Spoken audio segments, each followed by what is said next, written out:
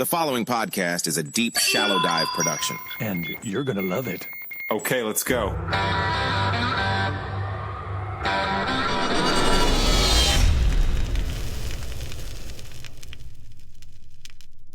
Oh my God, yeah. So you'll definitely have to check out this Baby Reindeer on Netflix. It's interesting. It's very interesting, and it's incredibly well done. So I can't wait to.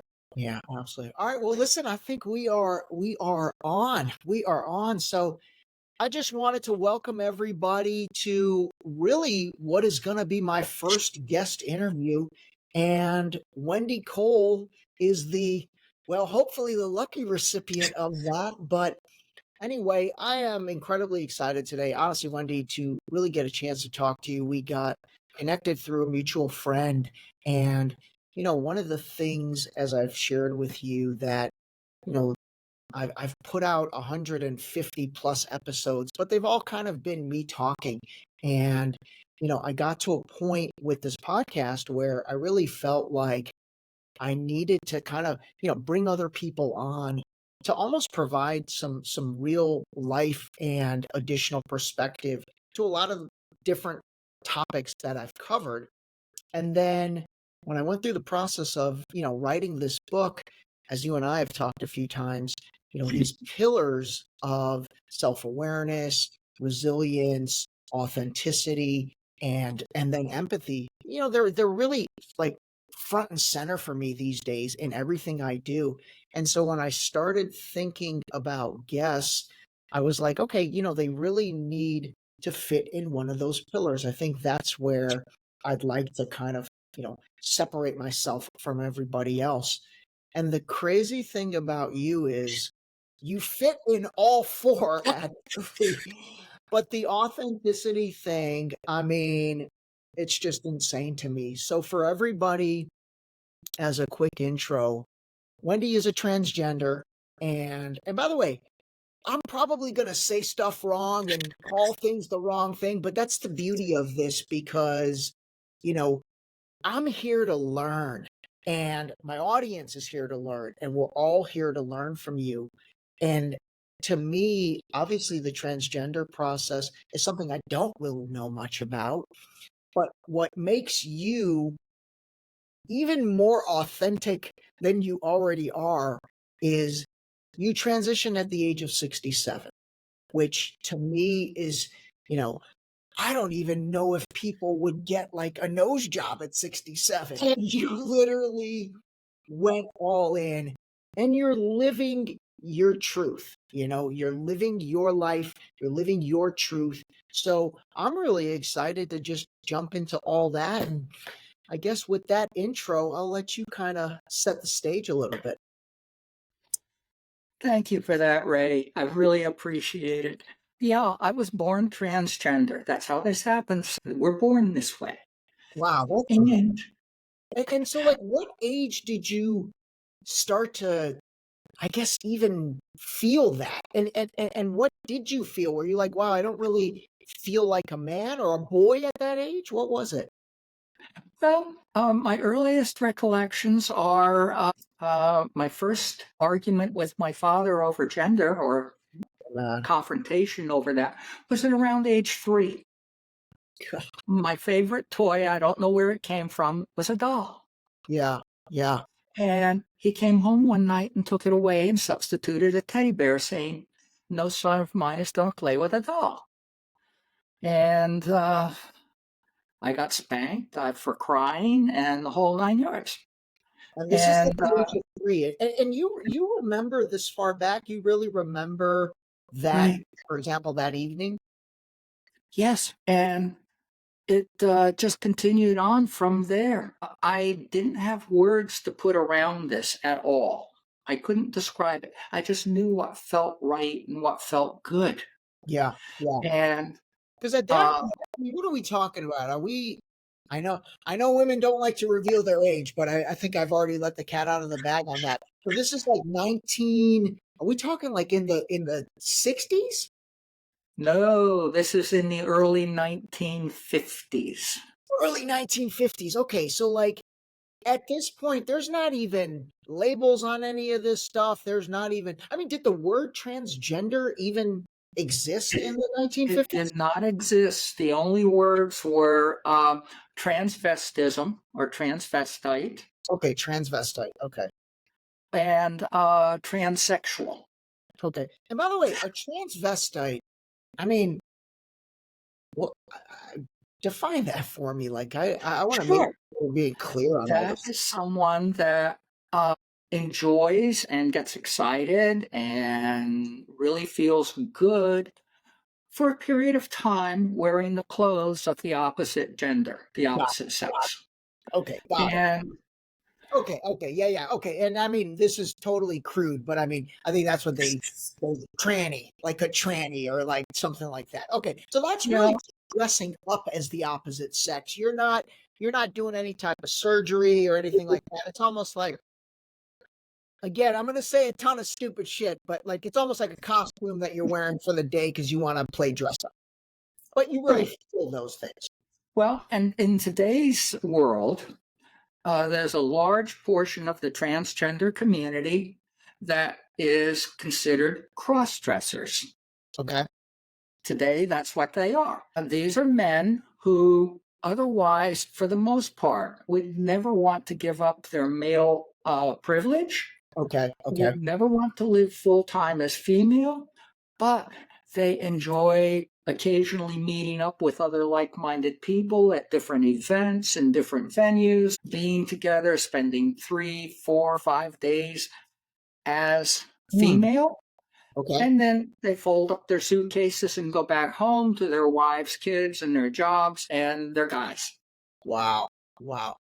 And I have to imagine this is like there are that community and probably those events and all of that stuff I'm sure exists in a big time way. I guess under the radar if you want it to be under the radar, right?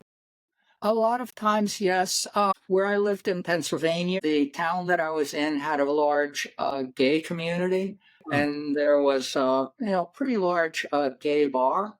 So there would be a group of people that would come in once every 3 months, and they'd spend Friday, Saturday, Sunday having a blast there, and then they'd go home. That's the cross-dressing part of the community, which is basically the largest part. Okay. Okay. Got it. Got it.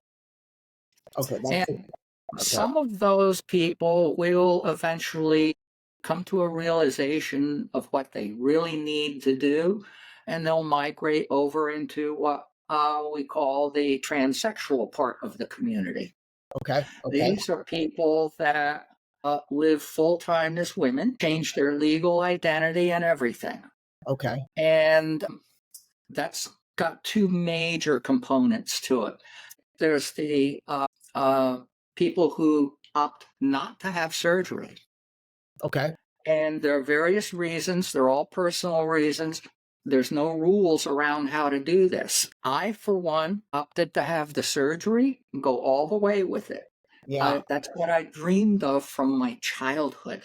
Oh my God, that's amazing. Well, let me ask you, why did you wait to 67 to do that? Well, at age 10, which Okay. was my first major pivotal point of my life, Okay. I couldn't hold it back anymore. Wow. I was absolutely knew I was a girl. It's amazing. I told my parents. 10, were you into sports at all? Did you like stick and ball sports, football, GI Joe, or none of that stuff? Like none of that stuff was appealing. I didn't have any interest whatsoever. Father wanted me to play Little League. Okay. I fought it. I hated it. The uniforms were scratchy and itchy. The field was basically a lot of dirt, and I was terrified of getting hit by the ball. Yeah, I think we all were. And the few times that I did try to play football with the guys after school, Mhm. this was in grammar school. And I came home with my glasses broken. So, of course, I got punished for breaking my glasses. Yeah. Yeah. So it was a lose-lose. Yeah. What was I your mom like? What was your mom like? Like, where was she in the mix? That was one of my major disappointments. Was at age 10 when I told her that I was a girl, I expected her to help me. Yeah. But what I didn't realize, she was a typical 1950s housewife. No bank account, no credit card, no checking account, no nothing, and no job. It was the Ozzie and Harriet, father knows best time of our society, which sadly some people want to take us back to, but we won't go there. And We'll go there later. but you know, it's Well, I mean, here's the thing: you can't blame her either. You know what no, I I mean? didn't. Like I look back at, just the way, I mean, my parents had very traditional roles as well growing up in terms of the mother and the father and all of that stuff. And, again, I was blessed with a wonderful childhood. But, when you think back and you think back to our parents, and, I've talked about this a lot, before they were our parents, they were just some guy and some girl, and so, like, I think that they, obviously all parents ideally try as hard as they could, but did it cause conflict between your parents? Like, did your situation, which really seems like at the age of 10 was like a real pivotal point, 3 to 10, maybe it was, more inside you, but are you saying that, like, from 10 on, you really started to express yourself more, and as a family unit, this definitely became on the table for everybody? And by the way, do you have siblings? No, I don't. Oh, okay. Well, that's another story. No, at that time, I had no siblings that I was aware of. Okay. Um, no, my mother was totally subservient to my father. Yeah. Okay. He Okay. was totally in charge. This was 1958. They took me to a psychiatric center, to a psychiatrist.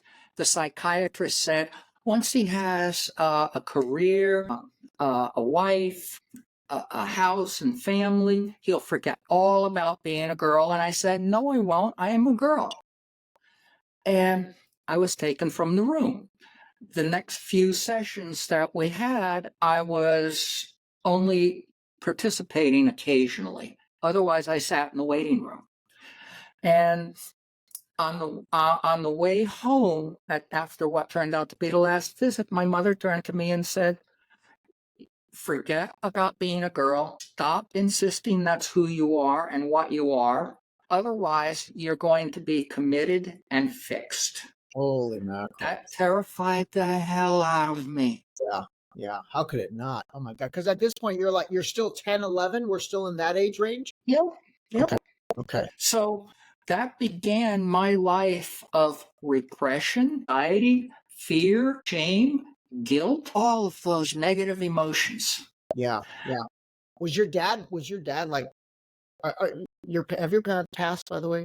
Yes. Okay. Was he violent? Like, was it like when you would maybe, I don't know, express a girl quality, was he like, I mean, did he hit you? Like, what happened? From that point on, I hid all my feelings. Okay. I did not express at all. Otherwise, I would be committed and fixed, whatever that meant, which Got it. in those days probably meant electroshock therapy and drugs and all kinds of fun stuff. But imagine for your, let's say, generation of trans anything, it was probably just suppressing it, because again, at that point, there's not even, let alone the awareness we have now, but there's not even really anything. At that point, it's really probably just, like you said, transvestite and then gay, right? Like those were the non-straight sort of terminology and things going on, right? yeah. Okay. Now, we didn't have the internet then. We didn't walk around with computer systems in our pockets called cell phones. Yep. We didn't have any of that kind of information. Over the last 9 years, because I've been living as myself authentically for 9 years now, Yeah. I've discovered that, yes, in New York City, 50 miles south of me, there was quite a large community of people. And up near Woodstock, New York, which was across the river about 30 miles from where I grew up, there would be people that would meet on weekends and occasionally have group outings there in a private setting. I didn't know that. I had no clue. That's amazing. In fact, I was actually gaslighted by my parents and the medical profession into thinking I was one of the few who ever felt like this. Oh, I'm sure there were so many. But one of the benefits of social media, even though there's a lot of negatives to social media, but one of the benefits is, the ability to build community in your community. People talk about like finding your tribe and finding your people and all that. So I do think that's amazing that social media has empowered it. Let me get back to let's actually, I took a bunch of notes, but so let's go, like, what was high school like? Like, what was high school like? What were you like in high school? I was busy repressing. See, this never goes away. Was with me day in and day out, from the time I woke up to the time I went to bed at night. I knew I was not right. So I didn't really date. I was afraid girls might figure me out. I wasn't into sports or anything with the guys. Okay. I focused totally on my schoolwork, which at this point in my life, my parents basically had me under their thumb and were monitoring everything I was doing just in case. Okay. So, yeah, I got great grades. I graduated from high school. I went on to college. Okay. I even forced myself to try and fit in to a heteronormative society by going to an all-men's college. Oh, wow. Which one was it, Robert Morris? Uh-huh. Is it Robert Morris? That's the only all-men school I know, and I think that's in actually. Union College in Schenectady, New York. Okay, that's interesting. Let me ask you this. So, like, in high school, like, did you have guy friends? Who was your friend group? I had maybe 3 or 4 guys that I was friends with. They were all into cars, so cars I could understand, and I enjoyed it, and I was good at it. Okay. Driving and also other mechanical work. Okay, that's interesting. What about girls? Like, were you, because again, I think one of the things that I really want to talk about, because I find it interesting, is, and you told me this when we talked, you never felt gay. Like, you've never felt gay. So, like, at that point in high school, that's where the hormones start raging, right? Like, Right. you never felt attracted to other guys in the high school, right? No. Okay, that's interesting. That was, it's basically how we are in the second trimester of birth is when all the sexual differentiation begins. And that's also affects the brain and how it gets wired up.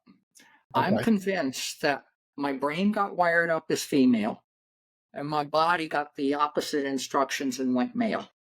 Okay. And this is the thing that kind of freaked my parents in the 50s. Was the big story was Christine Jorgensen, who came back from World War II as a woman. Okay, yeah, I don't even know who that is. She had surgery in Denmark, and when I heard that, I'm going, wow, how am I going to get to Denmark? So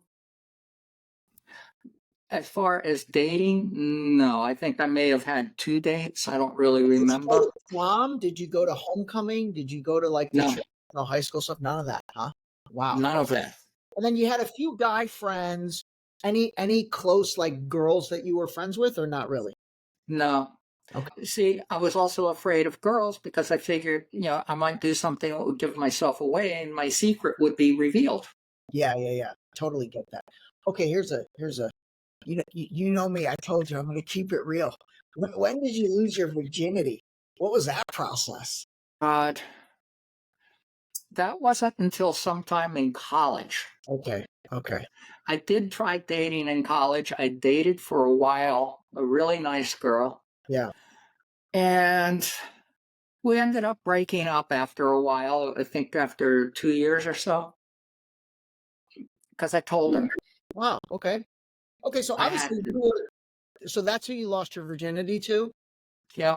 Okay. And then you were intimate with that person during that time. Like, what did that feel like? Like, did you enjoy it? Did it feel weird? Like, No, I really didn't really enjoy it. I was in the wrong body. no, I totally get that. I totally get that. It's just obviously at that point, that was the body you were into. It's just fascinating to me to try and understand. Like, were you faking it?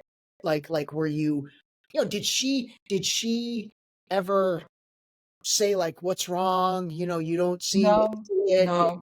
None of that I stuff. was very, very good at hiding this. Okay. And therein lies a lot of my guilt too that Oh, I had because I was lying to people by omission and I wasn't being real. yeah, yeah.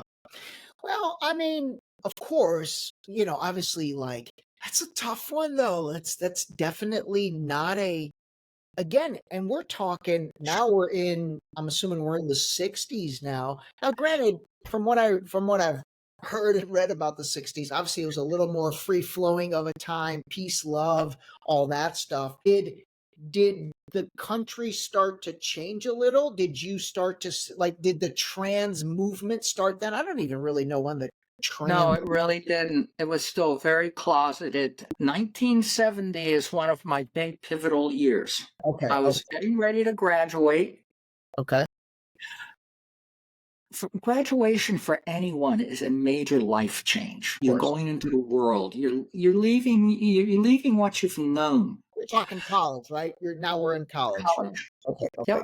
okay. So I decided I was going to find a psychiatrist to try and help me with this. Mm. I actually started to transition. I started coming out to my neighbors in the apartment building that I was living in at the time. I came out to a few local friends that I had. I This is did this is not after go you near graduated campus that college. way. This is after Pardon? you graduate. This is after graduating college. So like you're No, out this is 20. during my senior year. I was 22 years old. Okay, okay, you're 22. Okay, got it. Okay, so you're And like, fuck it. I'm gonna start to like dip my toe into the realm of authenticity at that point. absolutely. Okay. All right, how'd that go? And it was going along quite well, but then my psychiatrist took me to a quarterly meeting of area-wide psychiatrists Hmm. that was held in a hospital conference room. And I was a case study patient. So I'm there sitting there talking to all these doctors. Now, these are all MD psychiatrists. Mhm. I was talking for no more than about 5 minutes. One of them stands up and says, well, I'll see you all next quarter. He turns and looks at me and he says, you're a freak. You Holy should move to New York City and turn tricks like the rest of them. mackerel. Well, I found out at my next psychiatric session that this was considered by therapists, doctors, psychiatrists as a psychological condition that I was born with no treatment and no cure. That was the official diagnosis in the DSM and all of that. Okay. So I came to the realization that he was probably right. That if I continued on this path and transitioned, I would never be part of society again. I would have to live underground in Manhattan Yeah. or move to San Francisco. Those were my two options in those days. Yeah. Yeah. So I made a huge pivot and started off an effort to check off all the boxes that said I'm a heteronormative person. Okay. Okay. So like it's almost like you were like, all right, you know what? I'm just gonna try and like what remove this from myself. I knew I couldn't do that because it does not go away. It never goes away. Yeah. And that's what people need to understand. This is how we're born. This is how our brains are wired.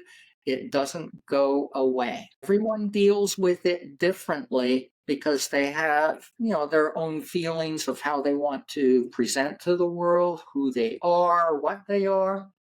My goal had always been to just blend into society as any other woman. Okay. That's what I wanted. I got to, I got married. How old were you when you got married? Let's see, somewhere around 26, 27, Okay. maybe a little bit younger. But Okay. And I got, were you just miserable at this point? Like, were you internally miserable? I mean, did you ever think about committing suicide? oh, that was a constant. Seriously. Wow. Seriously. And as far as being miserable, yeah. Yeah. There were times where, I thought, okay, everybody told me, my parents, the doctors, once you're married, once you have a family, blah, blah, blah, and a career, you'll forget all about this. Well, I've tried everything else, so let me try that. Okay, so that's what you were saying. You kind of were like, okay, you know what? Let me try to do all the things I'm supposed to do, and let's see if that makes me feel different. But it didn't. So you got married at 27. Okay. Like, did she have a? Oh, by the way, let me ask one question. So your friends from high school, I mean, you keep in touch with those people? Like, do they know? Do they have? I guess. My very closest friend in high school, he dropped out of college at the end of his sophomore year after seeing John Wayne in the Green Berets. He joined the Army. He was a psych major. He joined the Army, went airborne, became a Green Beret, and shipped off to Vietnam. Wow. The neighborhood used to freak out when he came home on leave in his military uniform. Yeah. And here I was, the hippie freak from the 60s. Oh my God. And we were still friends. Oh, that's funny. That's like But like a Forrest Gump vibe along with Tom Cruise and Born on the 4th of July. At that, what was that? You know what? I haven't even asked you, which, God, I've been dying to ask you this. How did you pick the name Wendy? And then what was your name before? my name, Wendy, came up. I picked it in grammar school. Oh, wow. She was the prettiest girl in my grammar school class. She was the most popular. She wore the prettiest clothes, and everybody loved her. And I decided that if I'm ever going to ever really be a girl, I'm going to be Wendy. My gosh, that's funny. So there's an actual Wendy that you kind of, I guess, patterned I actually tried to find her, but that's too long ago. There's no way. Oh, that's funny. I actually, in June of last year, visited my old hometown. It was really fun to walk through the streets and neighborhoods as me. Yeah. It was like I closed that door. That's amazing. That's amazing. All right, who were you before Wendy? What was your name? My male representative or male facsimile's name Your male was Larry. That's hilarious. Was what? Larry. No, you definitely look like a Wendy, and you are a Wendy. Okay, that's funny. All right, so Larry, hell, that's an upgrade to Wendy right there. Larry's kind of a. Although Larry Bird, I do like Larry Bird, but okay, that's you and me both. That's interesting. All right, so okay, so now actually that's super cool. You went back to your hometown and got closure, because I have to imagine part of this entire journey for you, and really part of the authenticity and the resilience for sure, is trying to get closure on various parts. Out of your pillars. The only thing that I had all through those earlier stages of my life was self-awareness and resilience. Yeah. That's what got me through. Yeah. And it was in just before 2015 was when I was in a very black period. I had everything set up to kill myself. Oh, wow. I decided for the first time, because my whole life was in tech. I Yeah. love computers. And there's another reason for that. But, my whole life was in tech, but I never looked up to see if my diagnosis had changed. So before taking that final step to kill myself, I looked. And in 2012, the diagnostic changed from a psychological condition with no treatment and no cure to a condition that you're born with, and it's treatable now by Mm. hormone therapy, ecological therapy, and any necessary surgeries. You're talking about the diagnosis in general about the concept of transgender. Transgender was now a word that was out, and that was the diagnosis for it.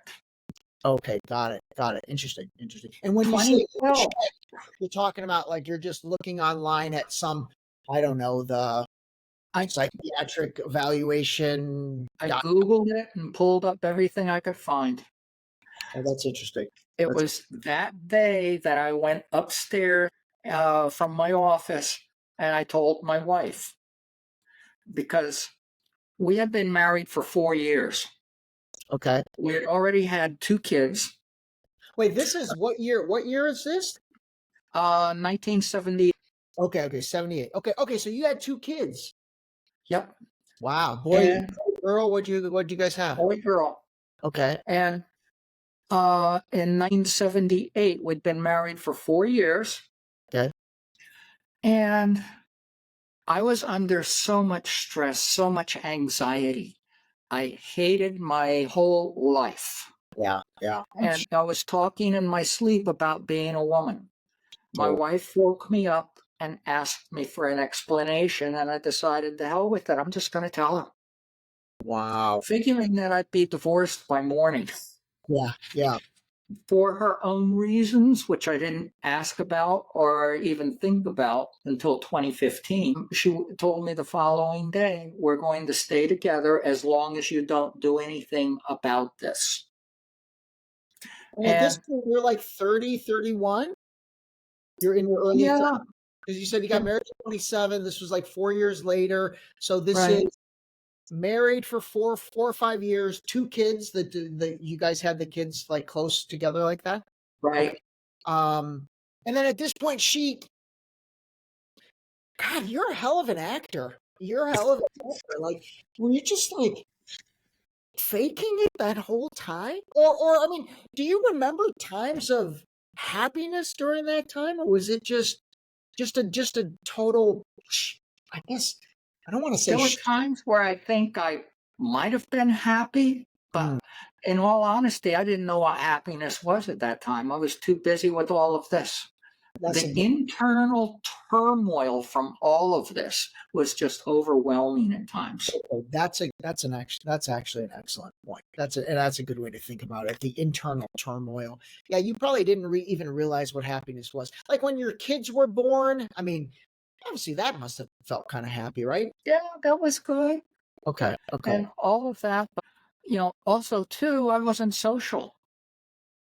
I was never a social person. Okay. If my wife threw a party, like holidays or anything like that, relatives, she was the one that had all the relatives, and they would come in and all of that. I'd do like a 20-minute visit with people, and then I would vanish. Okay. I just didn't feel comfortable. I had my secret to hide, and it just was overwhelming. And at that point, your parents, what's the relationship like there with your parent? Did they think my parents, Ray, my parents were thrilled. He got married. He had a family. He has a career. And I was miserable. Yeah.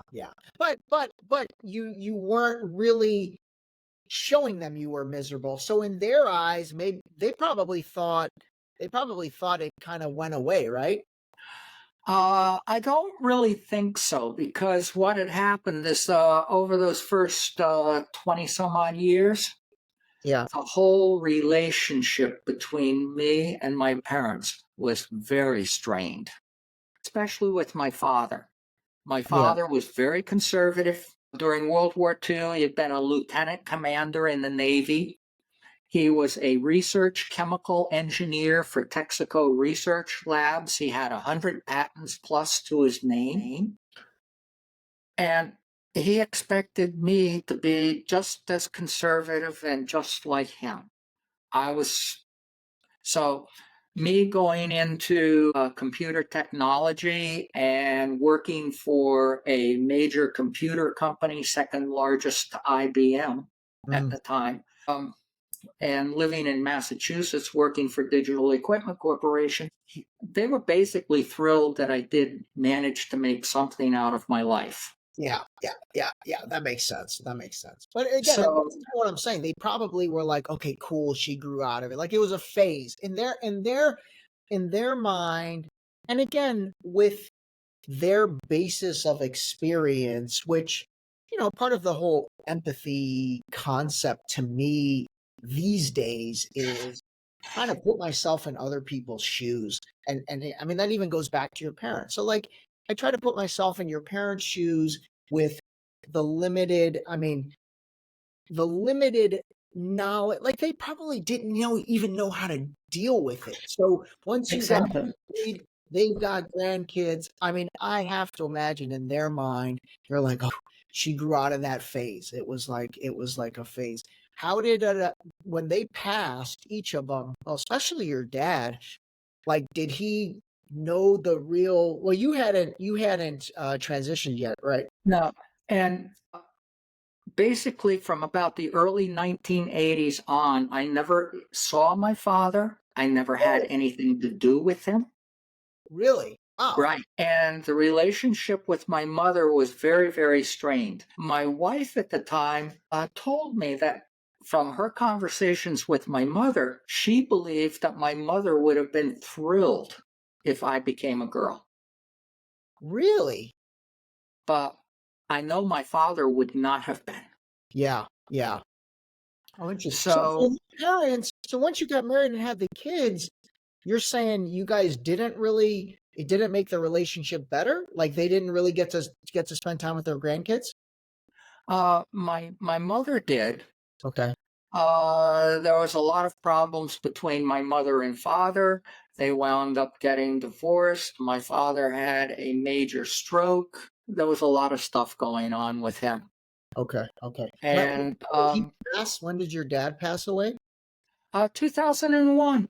2001. And in 2001, we had the funeral service in Poughkeepsie, New York.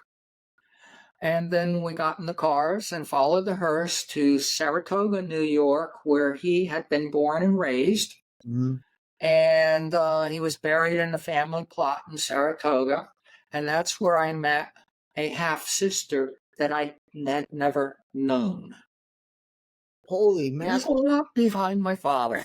Man. So did he have like a whole different family Yes, he had two daughters with his first wife. that your Who mom never even knew about? Well, she knew about his first wife and his first daughter, Earl, Okay. but she didn't know about Kathy. Kathy was 1 year older than me. It was my father's attempt to have a son. That's how desperate he was to have a son to carry on the family name. Long story short, my parents were technically not married for the first 8 years of my life, at least. They Oh, didn't wow. get married legally until 1956. Okay. Okay. So you met your stepsisters at the funeral. Right. I had met Carol once when I was in grammar school. She came to the house, stayed for 2 months, and was working at Texaco Research Labs to make money to go to Colby College in Maine. And she was there, and then she vanished. And I never received an explanation, even if I asked. Mm. So meeting my half-sister, Kathy, was kind of mind-blowing. At that point in my life, I actually wanted nothing to do with either parent. Mm. When that changed was in 2015 when I transitioned. Okay. I started to reflect back on my life. That's when I started to find the authenticity pillar Yeah. and empathy. First, empathy for myself, Self. Yeah. Totally. and then empathy for everything else and everyone else that I dealt with in my life. And I actually began to have forgiveness for the doctors who basically abused me, and forgiveness for my parents Yeah. and anybody else that I had lied to by omission. Mm. Yeah, empathy for them as well, because I had a negative impact on a lot of people's lives. Had your mom passed away? When did your mom pass away? She passed in 2005, 25. 2005. Okay. All right. Let me And before we get to 2015. Let me make sure I took notes. I prepared. Okay, childhood. We talked about when do you know you feel different? Really, it kind of felt like it started at 3, and then at 10 was when it really started. I that's guess manifested. manifested. Okay, cool. And then yes, you never felt gay, huh? You never really felt any No, gay vibe. I am convinced that it's part of our second trimester development Okay, that okay, your brain gets wired in certain ways. okay, okay, And okay. being gay, whether you're male or female, it's who you're attracted to and who you love. Yeah. That's all. That's all it is. Okay, okay. And that's a different even that if it let's go with your theory, but that gay wire is different than a trans wire because I think people like me and again everyone that just doesn't really understand it, we group everybody together. Like when we hear and part of that is the way it's positioned to us, you know? It's positioned to us as LGBTQ plus. And so you think, okay, this is a cohesive unit, this is a cohesive community, and most people don't even really know what the letters of that acronym stand for, but we think that this is one cohesive, organized, and all on the same page group. But like we talked in our phone call getting ready for this, that's another thing that's interesting to me is there's factions there's total factions within that world, right? Like it's not like everybody gets along and everybody is the same because everybody's not the same. Everybody is very different in I guess what they are and who they want to be, right? Am I thinking Right. the right way? Okay. And I wouldn't use the word factions because, to my way of thinking, that implies conflict. Oh yeah, And it totally there does. really isn't a conflict. It's a spectrum of, within the transgender community, it's definitely a spectrum of gender identity, Yeah. presentation, how you present yourself to society. And it's also a spectrum of how you feel about yourself and what you want out of it. There's non-binary, gender fluid, the So cross-dressing. non-binary, let's talk about that a second. So non-binary is like you don't feel like a man or a woman? Um, that's basically what I've gotten from people I've talked to. Okay. They don't subscribe to any gender.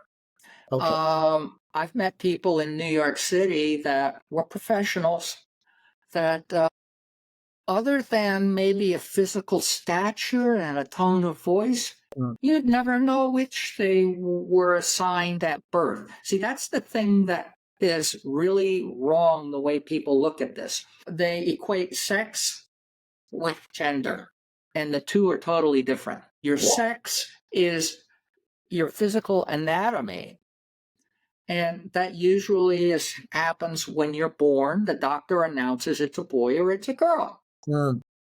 But in my case, and in many others, they weren't right. Because the way gender is between the ears, not the legs. Okay. What's gender fluid then? What does the gender fluid mean? That's something that I could never do. I tried cross-dressing briefly. I hated it because I had to take everything off, and it reminded me of who I couldn't be, that I couldn't be me. Gender fluid is somebody who, well, for the sake of having a job and everything else, they present as male. When they're on the road going to visit clients or in any kind of business environment or whatever.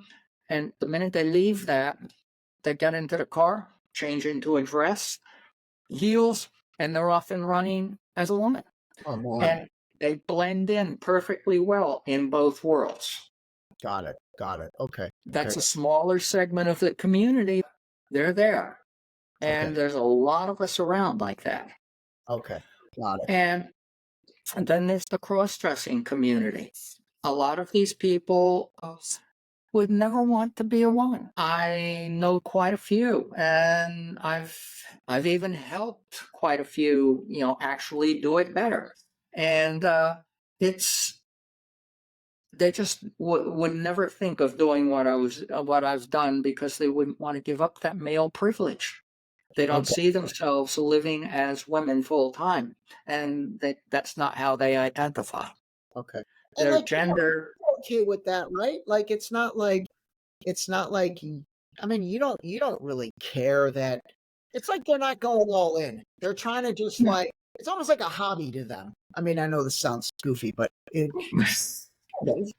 some people consider it a fetish. Other people consider it just the lifestyle, which is how I feel about it. The variations that are in the transgender community, as far as I'm concerned, are just lifestyle differences and how we're wired and how we feel about ourselves. Okay. My goal was blend in as any other woman, which I achieved. Other people have different goals. Now, this is the mind blower for some people.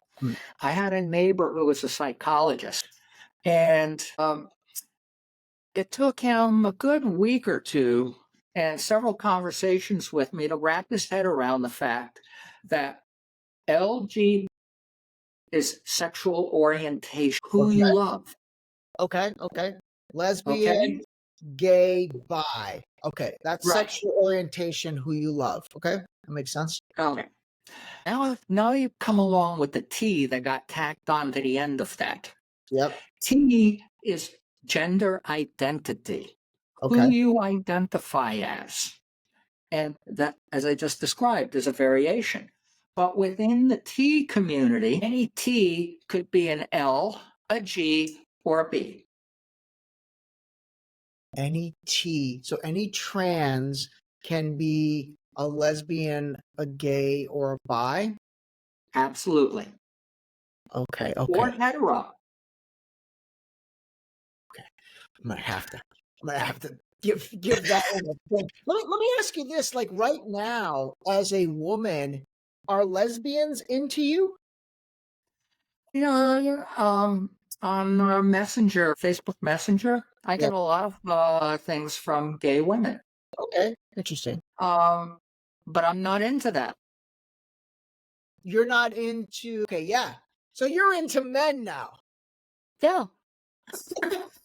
Okay, got it. But as Larry, prior to all of this, I probably you don't even want to use that name, but like you were never into men, not even ever. Like there was never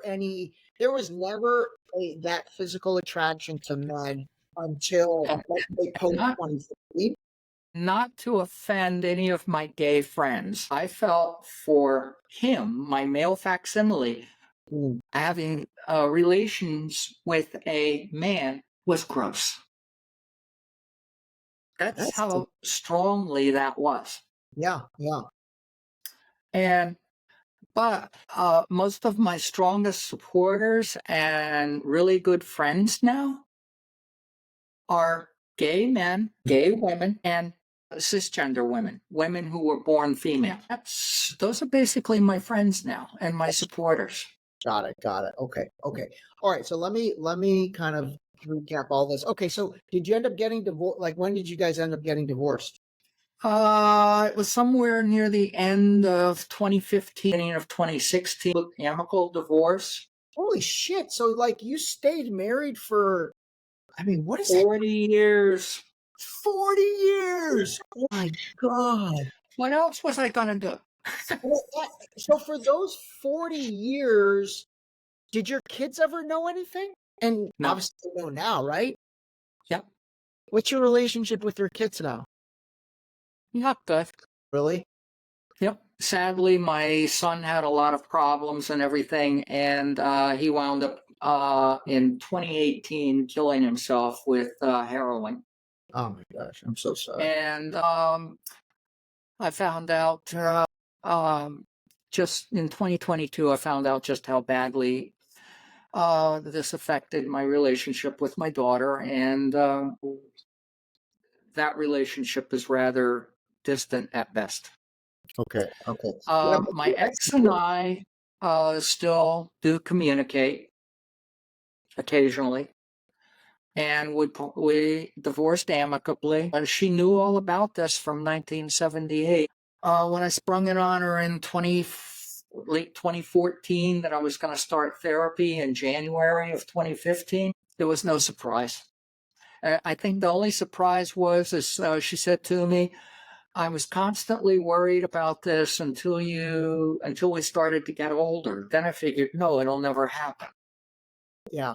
Which honestly, I think it totally makes sense. And like I've told you, you know, what really attracted me to you as a human being is the fact that you did it. And I've told you this, like at 67 to do what you did, not only is it a testament for, let's say, the trans community, it's a testament that, hey, you're never too old to do. You're never too old. Exact words.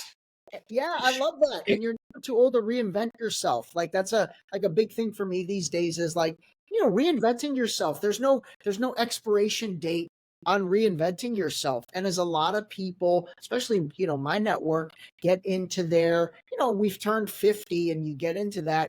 It's like you can look at things one of two ways. You can, using the golf analogy, you can think you're playing the back nine and you're on your descent, or you can say, you know what, fuck that. I'm still playing on the front nine and I'm still ascending, which is how I choose to look at things. And I think that's how you choose to look at things because you did do this at an age and a stage in life that honestly, most people have a hard time picking up a new hobby at that stage. So what happened in 2014? Like what was your breaking point, or what happened that you finally, because you did the surgery in 2015?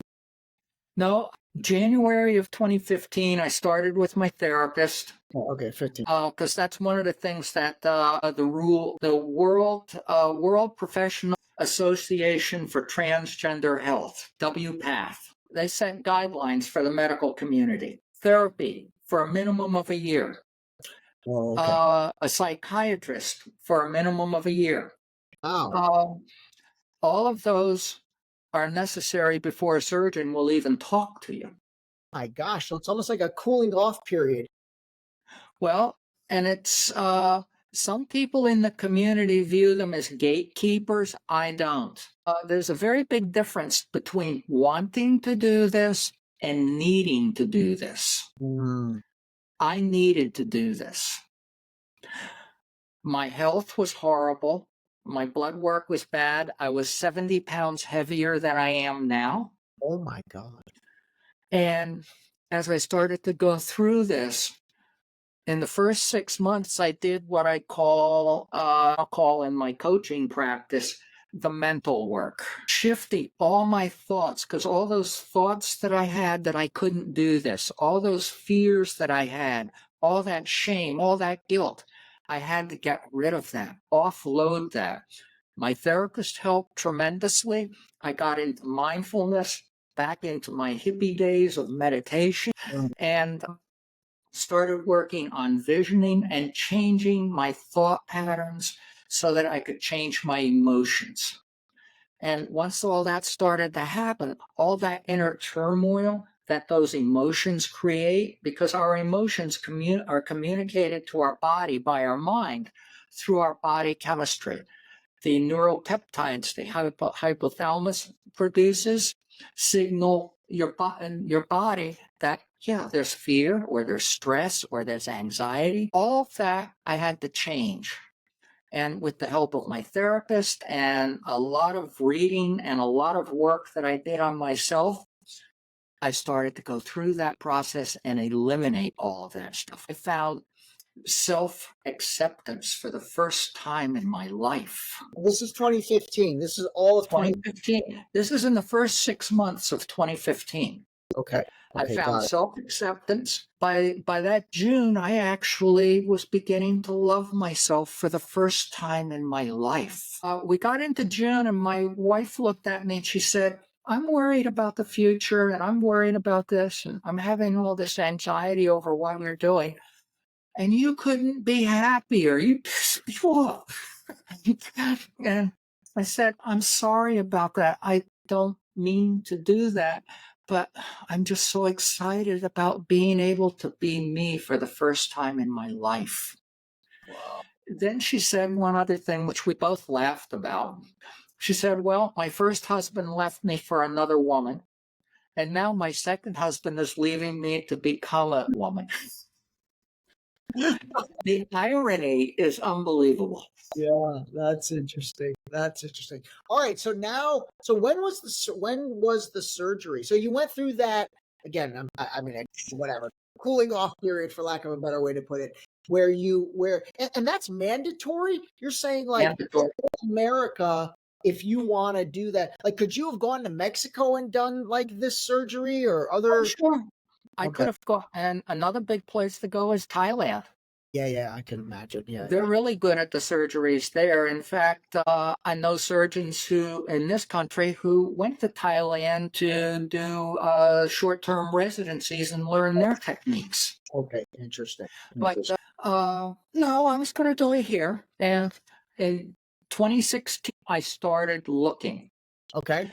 And by January of 2017, I had my consultation with Dr. Rachel Bluebond at NYU Medical Center in Manhattan. And she's a top shelf surgeon, top shelf hospital. Dr. Lee Zhao is also part of the surgical team. Okay. He's a expert in robotics, and he's a top urologist in the city. Okay. And I had my appointment for my consultation in January of 2017, and I had my surgery August 31st of 2017. I literally ran into the hospital at 5:45 in the morning, so excited was just beyond happy. I was finally getting my birth defects fixed. What is it? You tell me I can ask anything. So, like, what does that cost? How much is that? Actually, the Medicare and my insurance covered the whole thing. Okay. But I mean, that's got to be like a couple $100,000, right? Oh, it's up there. Yeah. Holy mackerel. It's definitely up there. All right. So let's get real. Let's get into that surgery, because like I'm fascinated by this process and I'm clueless about this process. So first of all, the male body part, that thing gets cut off. They cut that off? Well, not completely. Not completely. No, this was funny. I had a countdown app on my phone, counting down the days from my consult to my surgery day. Yeah. And one of my favorite things to do in the town that I lived in, New Hope, Pennsylvania, was I would go to the Raven, which was a gay bar, after work, because I worked as a cashier in a supermarket.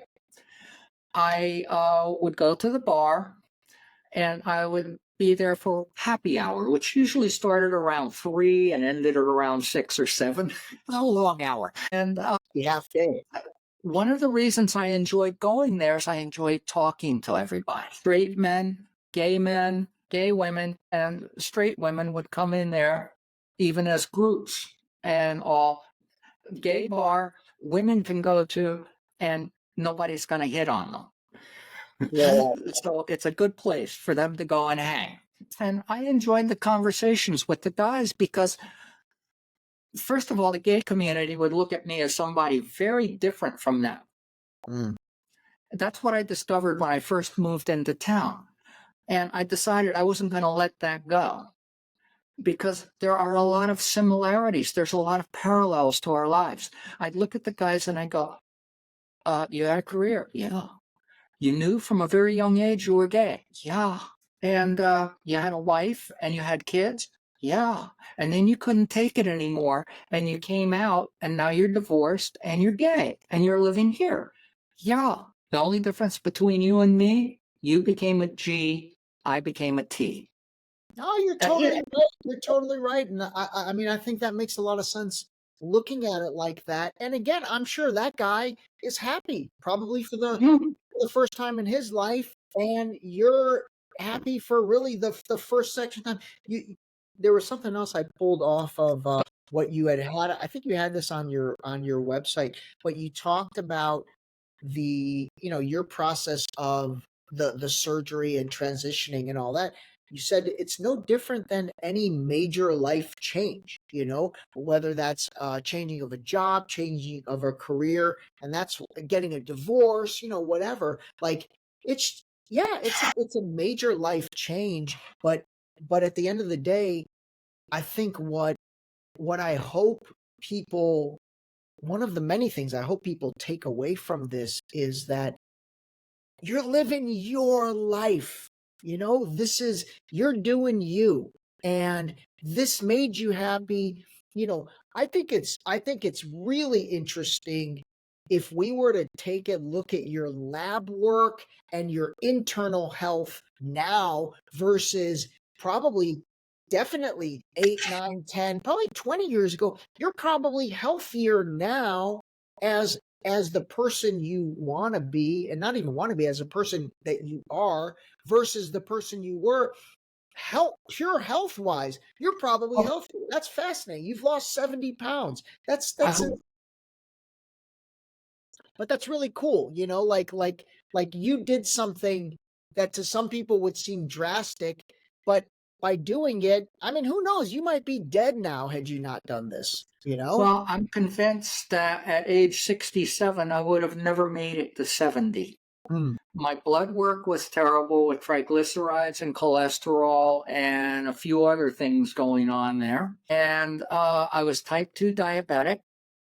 And I was very much out of shape. And as I said, 70 pounds heavier. Now, my blood work comes back perfect all the time. The doctor looked at me after living as Wendy for 3 years. He looked at me and he said, "What's going on with you? I'm taking you off your diabetic meds. I'm taking you off all the other meds. You don't need them anymore." And Fascinating. what's going on? And I looked at him and I said, "It starts with being happy." Yeah. Now I love myself. I take care of myself. I eat right.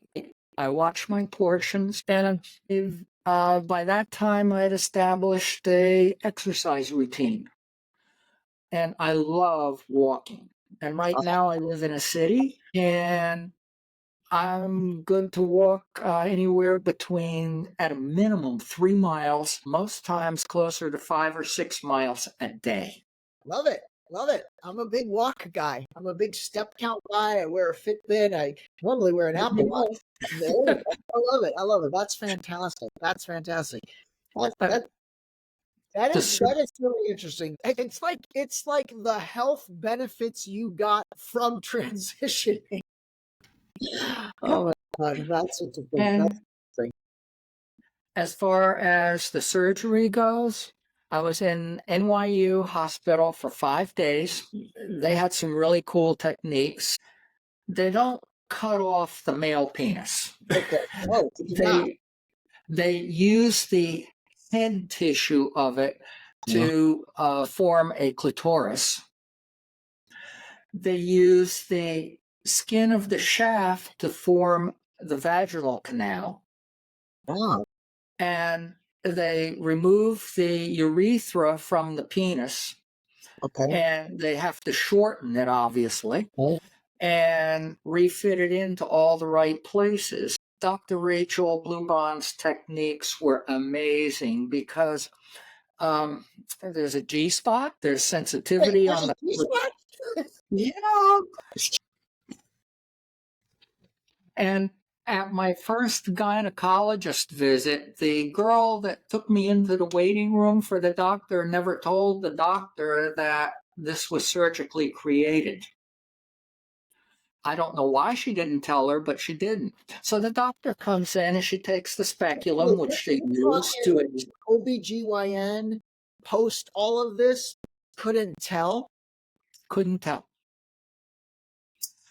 The first question to me was, "Oh, when did you have your hysterectomy?" Well, that's what Dr. Blubond had told me was the only thing that the doctor would notice is it looked like you had a hysterectomy and the vaginal canal was closed up. That's it. Okay, well, you know what? That is learning for me for sure, because I thought they cut him off and I don't know, put her in, but literally, like he transitioned to her. So, like then you said, that is interesting. That's Instead of being an outie, I'm now an innie. yeah. Okay, all right. Was it like? Did you wake up in pain? Like, was it painful? And Actually, I remember in recovery, they asked me what my pain level was. It was about a 5-hour surgery. okay, And I remember saying, "Oh, 3." So they took me to my room. okay. When I got discharged 5 days later, this nurse came in with my folder and she said, "Wendy, it says on here you didn't have any narcotic painkillers. Is that true?" And I said, "No, that's true. They ever gave me was Tylenol or Motrin, maybe industrial strength, but that's all they gave me. I didn't need the rest." Second, after surgery, I'm all wired up with all this stuff inside me and everything, and I've got this pulse. I'm in my hospital gown, and I'm walking laps around the hospital floor. Wow. And Weird. Like, were you? Did it like? I don't know. Feel weird? Wow. no, And by weird, I don't mean weird as in like uncomfortable or different. You know what I mean? Obviously, like it's different. actually, at that point, no, it didn't. I knew I had a lot of stuff down there. A lot of surgeons will pack the new vagina with packing material to keep it open and expand it. Oh, wow. Okay. What they used at NYU on me, and they still do, I believe, is it's called a wound vac. And what it is it's like a tube that they've got stuck inside the new vagina, wrapped in gauze, and it creates negative pressure inside the new vagina. And so there's any bleeding or anything like that that takes place, it all gets drawn out into a reservoir. So the healing process I went through was fast and really easy. I walked out of the hospital on day 5 with my 2 little bags and to my friend's car, double parked outside the hospital on First Avenue, jumped in the front seat of his Range Rover and navigated for him across Manhattan in rush hour traffic to the expressway, and he drove me home back to New Hope, Pennsylvania. Oh, that's amazing. And I had so no problem sitting. you do the boob job in the same surgery, right? Like I imagine. My surgeon asked me, she said, "Do you want to have breast augmentation?" And by that time, just with the hormones alone, I had gotten to a solid B cup size breast.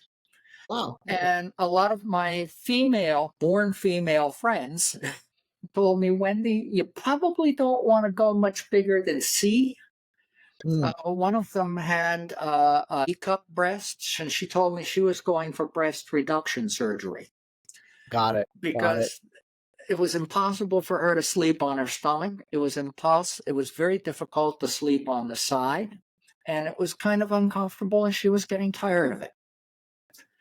So I decided, here I am at 69 Yeah. having this surgery. And no, I don't need to go through Okay, that. so you didn't do that. Okay, that's interesting. That's interesting. I would have thought you would have done that, but it sounds like so do you still have to take hormones and stuff? What kind of medication do you take on a daily basis I guess for the rest of your life? Rest of my life, and it's not daily, it's weekly.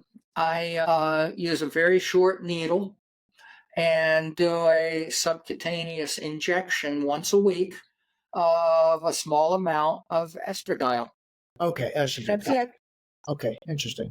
Okay. All right, one final question on that because so the urethra where you urinate, so they just kind of had to shorten that, but it's still there. So really you're urinating out of your vagina? They constructed the whole female anatomy there. Okay, so it's like maybe a little bit below. Interesting. Yeah, It's all, that's there's fast. the labia majora, Okay. which is the whole vulva that covers everything. Then there's the labia minora, and then you've got the clitoris, the G spot in there. You get to the urethra and the vaginal canal. And that's why it's a 5-hour surgery. She constructed all of that. Yeah. And most everybody that I know, because I volunteered at the hospital for a while, helping other girls go through their surgeries, that's Oh, where I got the inspiration to do my coaching work. yeah, absolutely. Absolutely. And it was just amazing watching them because they all had very similar experiences to mine. No real significant pain. Okay. There are exceptions. Most of the girls that I knew had no problems. And this is the other thing. None of us really know for sure what our true sexual orientation's going to be after surgery. I had a client, now a friend, who swore to me she said, I'm a lesbian in waiting. I'm only going to be with women. Mm. Ray, she's never been with another woman. She Oh, only dates men. wow. And that didn't happen until after the surgery. Because she used to tell me, men are gross. That's Now interesting. that's all she dates. One of my other clients that I helped through her whole transition and into her surgeries and everything, she wasn't sure what she was going to be attracted to. She's always been attracted to women Mm. when she was in her male representative mode. She has a boyfriend now. He moved in. They're living together. Wow. But Interesting. God, things change, I guess. Maybe that's a chemical thing, a hormonal thing. Who knows? That's interesting. I think what it is that it's latent in there. Okay. And this whole transition process changes your whole being. That's why when I start working with somebody to help them go through their transition, we do right up front what I call the mental work first. Let's I'll talk about pull your in. yeah, let's talk about your coaching. So now because of this amazing thing, you're not working in tech anymore. You Oh, have you have dedicated yourself to really help others live their authentic life by going through this process. So tell us about that. Yeah, that's cool. yeah, it all started by doing it in person where I was living at the time. Yeah. But after my surgery and all my experiences at NYU, I would talk to girls the night before their surgery. If they were really, really nervous, I'd get a phone call from the hospital. Would you mind talking to so and so? And of course not. And by the way, when you're saying girls right now, they're guys at this point. Well, They're still. I mean, it's so. they still have the male parts. Yeah. Yes. That has nothing to do with how they No, identify. I get it. Okay, I just want to try and again for us novices that are still acclimating to all this. I just want people to simply understand what we're at. Okay. Yeah, you're putting context around that so that people can understand, which is great. Okay. So you are now working with again Kim at that do you work with them for months leading into the surgery or how does that work? Well, when I was doing that, I would talk to the girls the night before surgery. So that would be my first meeting with them. Oh wow. That would be, what's making you feel so anxious about this? I always got clarification up front that yes, this person does qualify for the surgery. They know they need it, everything. They're just nervous. They want to talk to somebody who's already been through it. Sure. Are you in this role? Are you working on behalf of the hospital or is this an independent business of yours? That was just me on a volunteer basis. Oh, got it. On a volunteer basis. Okay, got it. The other thing I volunteered to do was they would have what is called surgery classes because everybody is curious. Everybody wants to know what it's going to be like when they go through it. So they would have people come into New York City and attend surgery class. Everyone who's going to have surgery next quarter comes to surgery class this quarter. Okay. And so the entire medical staff would go through up on stage and talk to the audience about what they're going to experience. And this is not only the patients, but friends, relatives, parents, whoever else wants to come is invited. So I volunteered and did quite a few surgery classes. It would be me and maybe 2 or 3 other girls who had had surgery would be up on stage with microphones and taking questions from the audience. Wow. For about an hour and a half. I had a blast doing that. And they asked everything. That was also one of the things that inspired me to just go ahead and start helping other people come out, find their courage, and start to do the transition that they knew they needed to do. Most of my clients are terrified. Yeah. They're highly closeted. They're very hidden, just the way I was. And just to get them to come to a Zoom conversation with me is a major step for them. And a lot of that fear is imposed by society. Sure. You don't fit the heteronormative lifestyle. You're different. You're weird and everything. That's really is promotes a lot of fear, a lot of anxiety in people, and makes them even more hidden. I totally And that's what I try to help them with. I love it. All right, listen, you know what I think we should do? This is a oh my God, I seriously feel like we could talk for 3 more hours. But how about we do this? Because I think this will be more effective.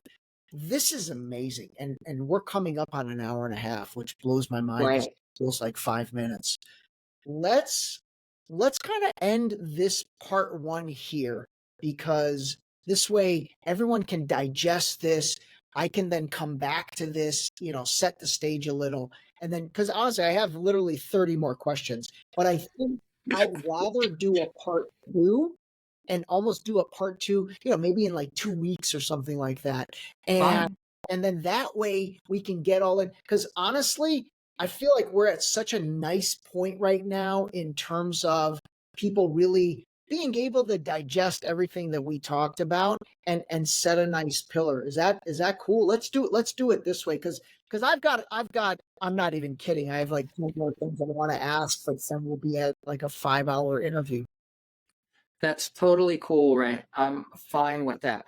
One of the other things I'm doing now, and I'm doing it with a This is a lady, a cisgender lady that I met in another group that I belong to. And when I introduced myself to the group, I always, if I talk about what I do, they're going to know I'm transgender. So I just put it all out there. Yeah, yeah. And so I put it all out there. And the next thing I know, Lynn is her name, Lynn Murphy. She unmuted herself and said, Wendy, I need to talk to you. Awesome.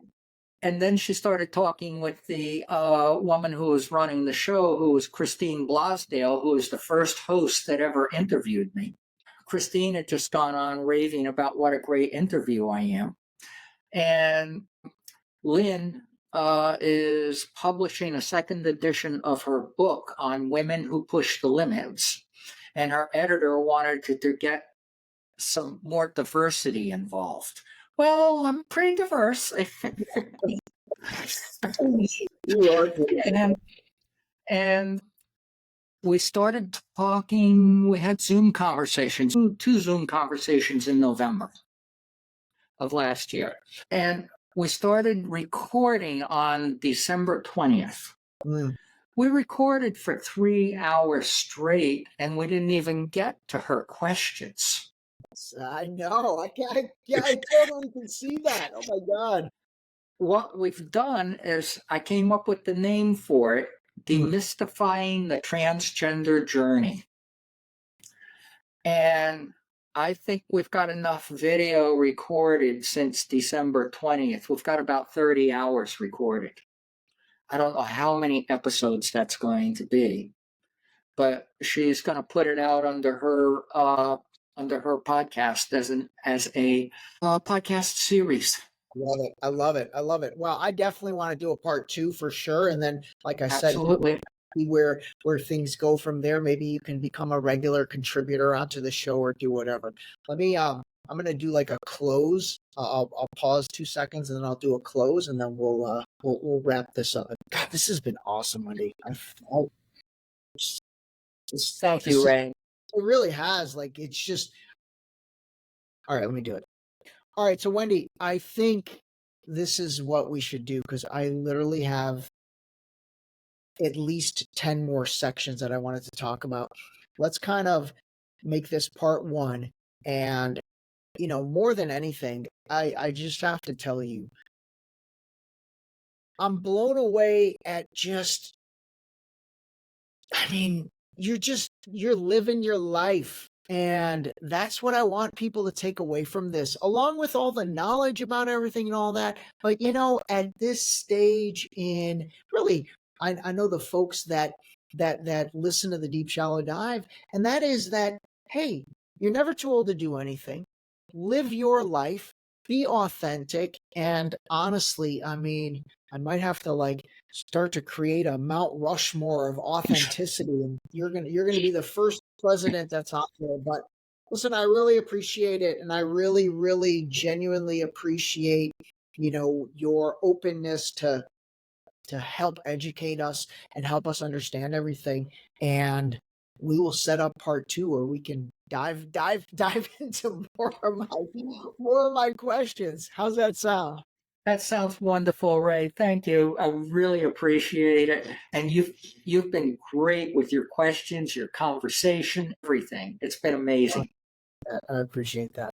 All right, sounds good. Well, listen, you take good care until we meet again in part 2, which will be coming soon. This episode was brought to you by the new book, Deep Shallow Dive Into You, available now on Amazon and Barnes & Noble in hardcover and paperback. Don't forget to sign up for our new mailing list on our website at deepshallowdive.com.